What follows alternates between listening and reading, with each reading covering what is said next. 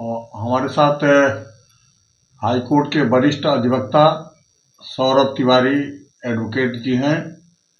और मैं बता दूं कि ये अभी जो महत्वाकांक्षी योजना वाराणसी की एक टेंट सिटी की थी, तो उस पे ये अपने याचिकाकर्ता का इन्होंने जो है मुकदमा फाइल किया था एनजीटी में। तो आज महत्वपूर्ण निर्णय आया है और एनजीटी ने उस टेंट सिटी लगाने को लेकर के 30 नवंबर तक रोक की अवधि बढ़ा दी है। और क्या रहा वकील साहब एनजीटी को लेकर के टेंट सिटी ने क्या कहा? जी, आज सुनवाई हुई महत्वपूर्ण ऑनेबल एनजीटी के जो है प्रिंसिपल बेंच नई दिल्ली में 3 सदस्यीय पीठ के समक्ष न्यायमूर्ति चेयरपर्सन प्रकाश श्रीवास्तव, न्यायमूर्ति सुधीर अग्रवाल और विशेषज्ञ सदस्य ए सेंथिलवेल के समक्ष। और आज की सुनवाई बहुत ही खास रही। वो पर्यावरण के दृष्टिकोण से बेहद खास रही, कारण कि आज की हुई सुनवाई के दौरान एनजीटी का रुख बेहद सख्त रहा।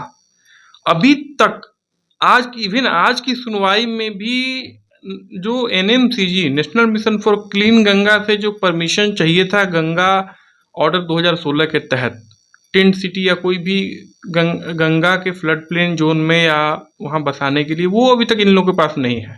और सबसे बड़ी बात है कि जो ज्वाइंट कमेटी रिपोर्ट 23 मई को आई थी, पिछले 24 मई को, उसमें स्पष्ट है कि रिवर बेड में यानी गंगा नदी तल में बसाया गया है। तो एनजीटी ने आज कह दिया कि देखिए, किसी भी हाल में नदी तल में तो आप टेंट सिटी बसा ही नहीं सकते, ना कोई इस बात की परमिशन दे भी सकता है आपको। तो अब जो यूपी गवर्नमेंट की तरफ से आए थे अपर मुख्य सचिव पर्यावरण, उन्होंने कहा कि पर्यावरण का जो उल्लंघन हुआ है मानकों का, उसके लिए हमने 20 अक्टूबर को 12,500 रुपये प्रतिदिन के हिसाब से टेंट कंपनियों पे फाइन इम्पोज करने हेतु नोटिस जारी कर दिया है। और सबसे बेहद खास बात ये रही कि एनजीटी ने बहुत ही कड़ी टिप्पणी की, वो ये कि जो वाराणसी विकास प्राधिकरण है उसका रोल पूरी तरह से इस मामले में विलेन का है।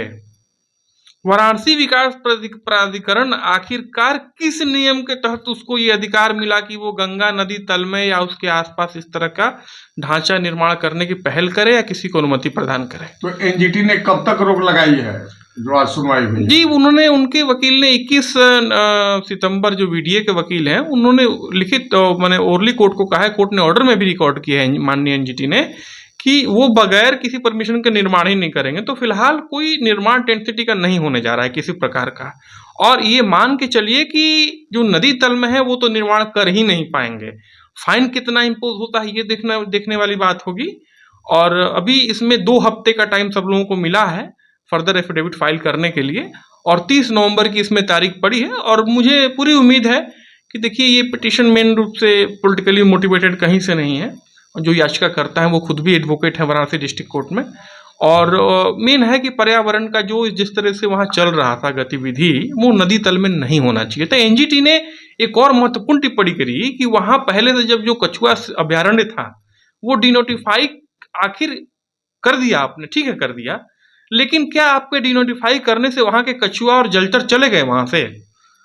तो डिनोटिफाई करने नहीं करने की बात नहीं है। बात ये कुल मिलाकर ये है कि नदी तल में इस तरह के निर्माण अस्थाई अथवा अस्थाई की न अनुमति दी जा सकती है, ना कोई निर्माण हो सकता है। तो ये बहुत ही आज का सुनवाई बहुत महत्वपूर्ण रहा। और जो गलत जिन्होंने किया, खासकर वाराणसी विकास प्राधिकरण बहुत बड़ा दोषी है। तो ऑनरेबल एनजीटी ने यहाँ तक कहा कि वाराणसी विकास प्राधिकरण पे भी फाइन इम्पोज करने की जरूरत है। जी, अच्छा, ये बताइए कि तो मतलब कि जो टेंट सिटी की कंपनियां हैं पिछले साल यहाँ पे लगाई थी, कम से कम 3 से 4 महीने तक टेंट सिटी चली जो है। और पिछले दिनों कोर्ट ने भी टिप्पणी की थी कि भाई 40,000 प्रतिदिन कॉटेज में तो मेरी भी क्षमता नहीं है कि मैं रह सकता हूँ। अच्छा, ऐसे में ये बताइए कि वहाँ पे नदी के किनारे वाले इलाकों में जो बिल्कुल रहवासी इलाका है, वहाँ दोनों टेंट कंपनियों के वहाँ बड़े बड़े गोदाम बने हुए हैं, तो क्या उसको भी हटाने का कुछ ऐसा वो है क्या? देखिए, एक चीज जान लीजिए, वो तो नदी तल में निर्माण इन लोगों ने कर लिया सारे नियमों को ताक पे रख के। इवन फ्लड प्लेन जोन जो होता है, बाढ़ क्षेत्र, वहां भी इस तरह के अस्थायी और अस्थायी निर्माण नहीं हो सकते हैं। ये अलग बात है कि तमाम गैर कानूनी कार्य हो रहे हैं, लेकिन चूंकि ये माननीय एनजीटी की नजरों में है, तो वहां अब किसी प्रकार का निर्माण मुझे नहीं लगता कि हो पाएगा। और कोई अनुमति, आखिर नमामि गंगे एनएमसीजी परमिशन किस बात की देगा? ये नदी तल में बनाई है।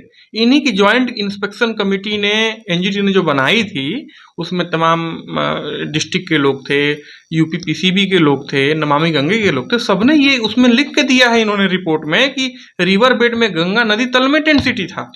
तो ये तो निर्माण हो ही नहीं सकता। और आज की सुनवाई से लगभग स्पष्ट है, और 30 नवंबर को इसमें फैसला आ भी जाएगा। उसमें बालू का भी खनन हुआ था पहली बार उस इलाके में।